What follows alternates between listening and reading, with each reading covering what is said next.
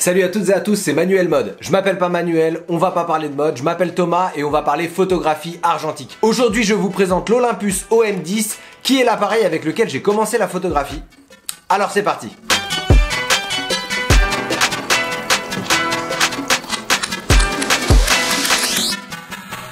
L'Olympus OM10 est le premier appareil que j'ai eu entre les mains. C'était celui de mon père et je l'utilise encore aujourd'hui. C'est un appareil réflexe 35 mm, semi-automatique à priorité ouverture. La monture pour les objectifs est une monture OM. Pour commencer, il utilise soit deux piles 1V5 LR44 ou SR44 ou bien une seule pile CR1 3N qui est plus épaisse et qui dure plus longtemps.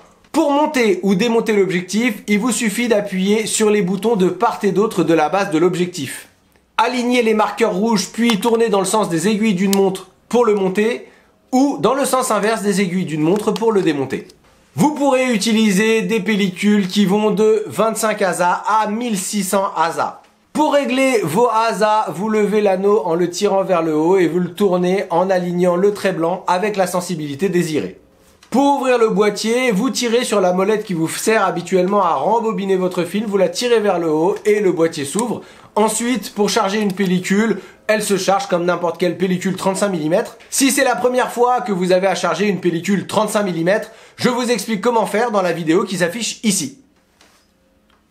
Pas mal, hein? Avant de rembobiner votre film, contrairement à d'autres modèles, vous devrez, pour relâcher le film, tourner d'un quart de tour le bouton R qu'il y a sur la face avant de l'appareil. Mais n'oubliez pas de le remettre droit pour charger la pellicule suivante. Pour charger et déclencher, c'est assez simple. Sur le déclencheur, vous voyez que vous pouvez visser un déclencheur souple, très utile si vous souhaitez faire des pauses longues. Pour faire des pauses longues, il vous faut activer le mode B sur le dessus de l'appareil. Ensuite, tant que vous restez appuyé sur le déclencheur, le rideau reste ouvert et laisse entrer la lumière le temps que vous souhaitez et vous relâchez. Vous voyez au centre le mode auto, c'est le mode par défaut de l'appareil qui est un appareil à priorité ouverture. C'est-à-dire que c'est l'appareil photo qui calcule automatiquement la vitesse en fonction de l'ouverture de votre diaphragme, de la sensibilité de votre film et de la lumière extérieure qui rentre dans votre boîtier.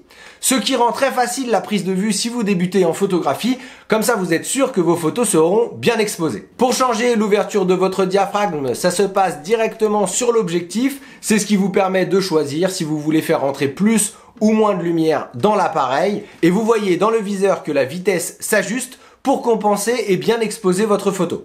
Attention, cela ne marche que si vos piles sont fonctionnelles. Pour le vérifier, vous tournez le bouton vers check. Si ça sonne, c'est que vos piles fonctionnent. Sinon, vous devrez les changer. Attention si vous baladez votre appareil dans un sac, que le bouton ne soit pas bloqué sur check. Car comme oublier d'éteindre ses phares une fois garés, ça vide votre batterie et ça m'est arrivé à plusieurs reprises. Sur le même bouton, vous voyez le self-timer. C'est le retardateur. Une fois que vous appuyez sur le déclencheur, il sonnera avant de déclencher la photo.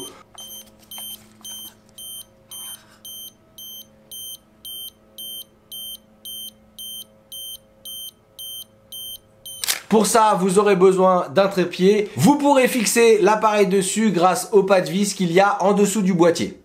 La mise au point se fait grâce à la mire qu'il y a au centre dans le viseur. C'est un cercle divisé en deux par une ligne horizontale. Choisissez une ligne verticale sur votre sujet et faites-la passer dans la mire.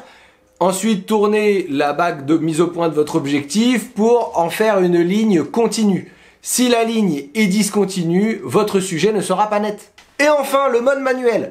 Parce que même si cet appareil est à priorité ouverture, vous pouvez y ajouter un adaptateur qui vous permettra de gérer la vitesse.